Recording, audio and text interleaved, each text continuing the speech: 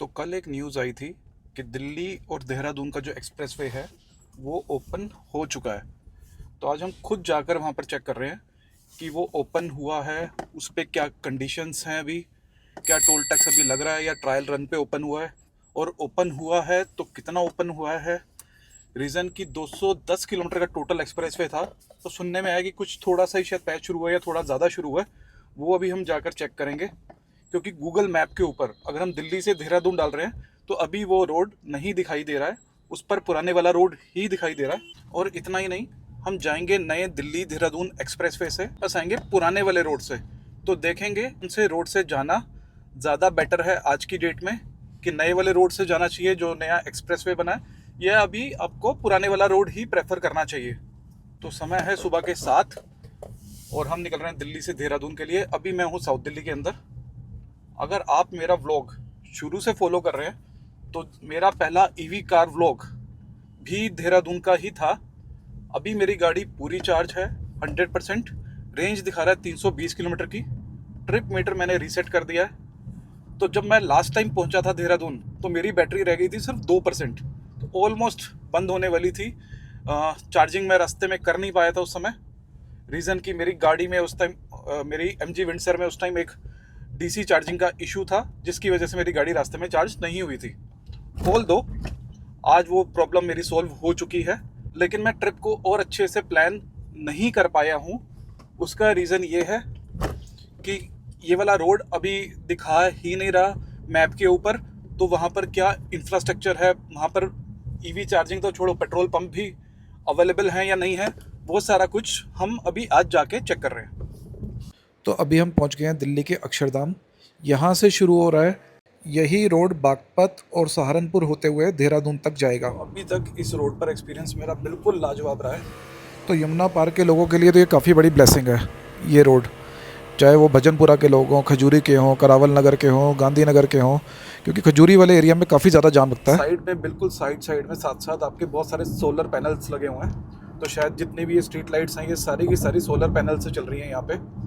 और इस रोड की काफ़ी ज़्यादा ज़रूरत थी, क्योंकि इस रोड का इनॉग्रेशन मोदी जी ने किया था 2021 के अंदर। ये रोड काफ़ी पहले से तैयार हो चुका है, लेकिन इस रोड के ऊपर कोई एक केस चल रहा है जिसकी वजह से इसे ओपन नहीं किया जा रहा था। अभी ये रोड पूरा ट्रायल रन के लिए ओपन हुआ है, और शायद पूरा ओपन नहीं है, कुछ एक फेस ओपन हुआ है जितना मुझे पता है। इस दिल्ली से देहरादून रोड के 4 फेसेस हैं। ये पहला फेस है जो शायद जाता है अक्षरधाम से बागपत तक, तो आई गेस वो पूरा ओपन हो गया है या सहारनपुर तक ओपन हुआ है, वो जाके अभी हम चेक कर रहे हैं। तो ये है खजूरी का मेट्रो स्टेशन और इसके नीचे ही आता है चौक। उस चौक पे यहाँ पर इतना ज़्यादा जाम लगता है कि लोग बड़ा परेशान होते हैं, 2-2 घंटा, 1.5 घंटा तक भी जाम में फंसे रहते हैं। और इसके साथ साथ ही मैं गाड़ी का भी एक रेंज टेस्ट कर रहा हूँ अपनी। तो गाड़ी 17,000 किलोमीटर के आसपास चल चुकी है। तो देखना है कि अब गाड़ी अभी भी उतनी रेंज देती है या नहीं देती है। घर से पूरी 100% चार्ज करके निकले हैं। 320 किलोमीटर की रेंज दिखा रहा था, और ये पहला टोल टैक्स आने वाला है आगे, शायद अभी फ्री होगा क्योंकि ट्रायल रन चल रहा है। तो 10% बैटरी के अंदर अभी तक 31.8 किलोमीटर मेरी गाड़ी चली है, तो काफ़ी अच्छी एवरेज दे रहा है अभी तक कोई ड्रॉप नहीं है गाड़ी की रेंज के अंदर। का नाम था मवी काला, बागपत के आसपास कोई एरिया है ये। तो अभी यहीं तक का ही एक्सप्रेसवे ओपन था। अगर देखा जाए अक्षरधाम से यहाँ तक का डिस्टेंस मतलब सिर्फ 30-32 किलोमीटर का था। तो शामली यहाँ से अभी है 64 किलोमीटर। तो काफ़ी जो न्यूज़ में आ रहा है कि दिल्ली देहरादून एक्सप्रेसवे ओपन हो गया, 2.5 घंटे में आप देहरादून पहुँच जाएंगे, तो वो पॉइंट बिल्कुल गलत है। जो एक्सप्रेसवे का जो पहला पैच है, इसके 4 सेक्शंस बनाए गए हैं। इसका जो पहला सेक्शन है वो 30-32 किलोमीटर का जो सेक्शन है अक्षरधाम से यहाँ तक का, सिर्फ वही ओपन हुआ है। तो पर हम अपनी जर्नी कंटिन्यू रख रहे हैं यहाँ से दिल्ली से लेकर देहरादून तक की, और हम आगे भी चेक करेंगे कि कोई अलग सेक्शन ओपन हुआ है या कोई और रोड है, और यहाँ की रोड कंडीशन कैसी है, ताकि अगर आपको जाना हो दिल्ली से देहरादून आप इस रोड का यूज़ कर सकते हैं या अभी पुराने रोड से ही जाना चाहिए, वो सारा कुछ मैं आपको बता दूंगा। अभी टोटल अभी हम 64 किलोमीटर चल चुके हैं, 65 किलोमीटर चल चुके हैं। रेंज बची है गाड़ी के अंदर हमारी 248 किलोमीटर्स, और अभी जो देहरादून दिखा रहा है वो दिखा रहा है 181 किलोमीटर फार। तो इस रोड पर कोई भी EV चार्जर मुझे तो अभी तक नहीं दिखा।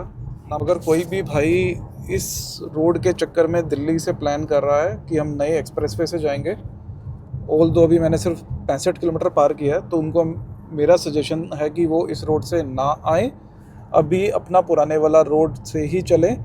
ये रोड अच्छा है उन लोगों के लिए जिन्हें ट्रैवल करना है शामली तक या बागपत तक या सोनीपत की तरफ जाना है ईस्ट दिल्ली से, यमुना पार से, तो उन लोगों के लिए रोड बहुत अच्छा है। पर स्पेशली दिल्ली से देहरादून जाने के लिए इस रोड पर आने का मेरा सजेशन अभी नहीं है।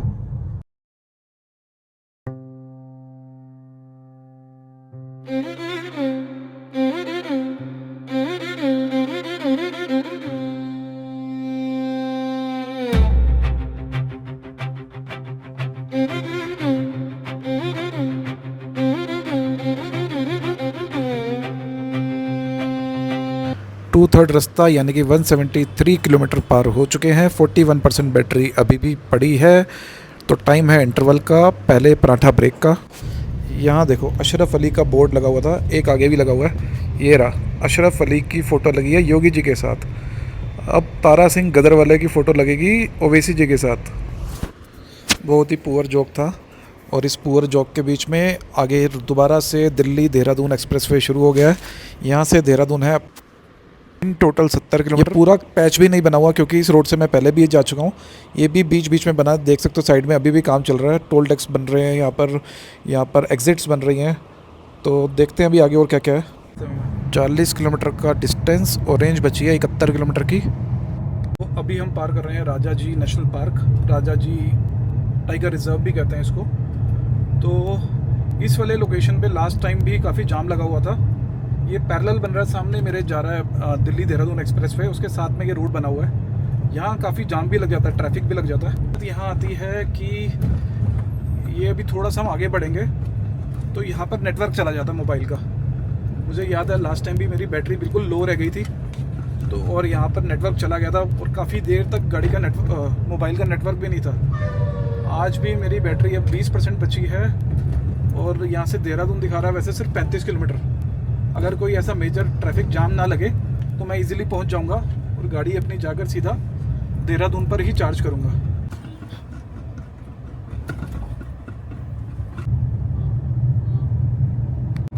तो जो चीज़ मैं कह रहा था, मोबाइल के नेटवर्क काफ़ी देर से गायब है।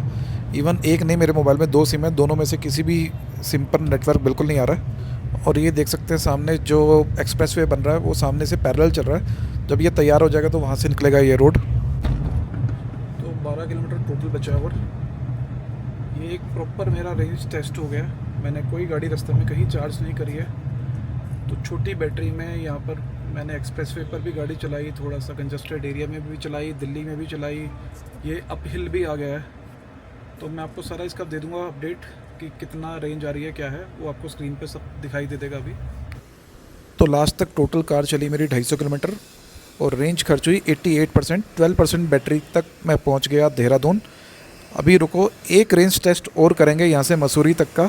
थोड़ी सी गाड़ी चार्ज करेंगे और ऊपर चलेंगे मसूरी तक और देखते हैं वहाँ पर हम कितना रेंज निकालते हैं अप हिल में। क्योंकि यहाँ पर तो है काफ़ी ज़्यादा गर्मी देहरादून में। तो अभी मैं ऊपर की तरफ जा रहा हूँ, मसूरी की तरफ। तो एक चीज़ मैं, क्योंकि मेरे मोबाइल में 17-18 ऐप्स हो चुकी हैं, मैंने आपको बताया था।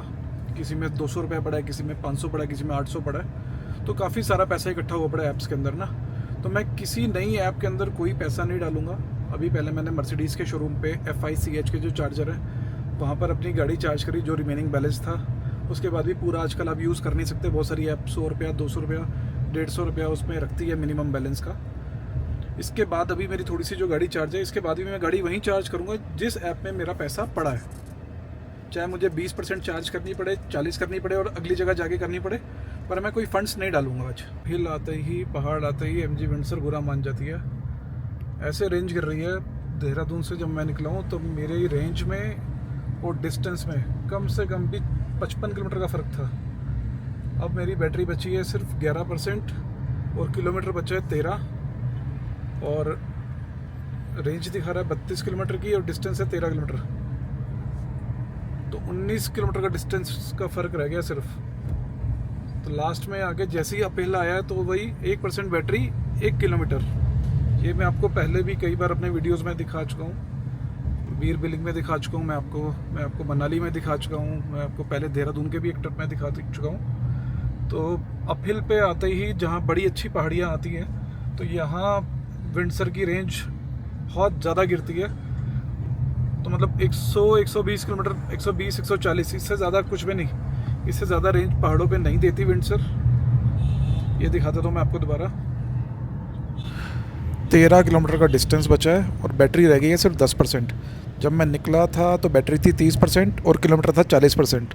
तो अब आप खुद कैलकुलेट कर लो कितना बुरा हाल हुआ है रेंज का पहाड़ों के ऊपर और कितना ड्रास्टिकली रेंज ड्रॉप हुई है मेरी। तो मसूरी रह गया था सिर्फ 10 किलोमीटर पर मेरी रेंज बची थी सिर्फ 5 किलोमीटर की। कि कहीं खड़ी ना हो जाए गाड़ी, क्योंकि 1 किलोमीटर पे 1% की बैटरी ड्रॉप हो रही थी।